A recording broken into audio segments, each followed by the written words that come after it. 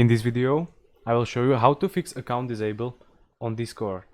So, I don't know why you would do it, but when you go to your user settings and scroll down, here you have the option to disable your account or delete your account.